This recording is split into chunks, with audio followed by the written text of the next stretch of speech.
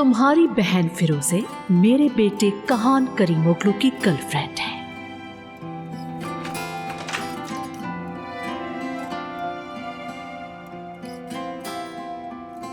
अस्सलाम वालेकुम।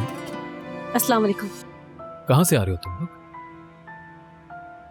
तुम घर में नहीं थे क्या फिरोजे? कब निकली तुम घर से? जवाब दो मुझे, कहां जा रहे हो तुम लोग?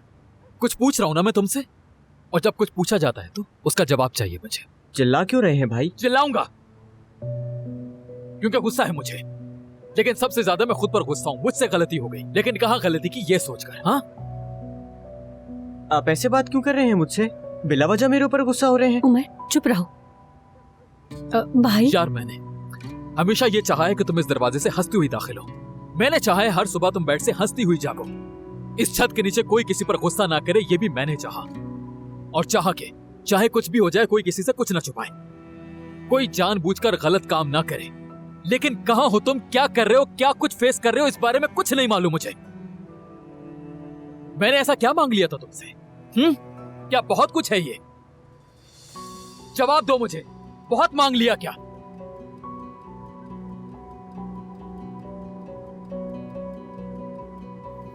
यार मैं तुम्हारा बड़ा भाई हूं, बड़ा भाई। हाँ, बड़ा भाई हूं तुम्हारा।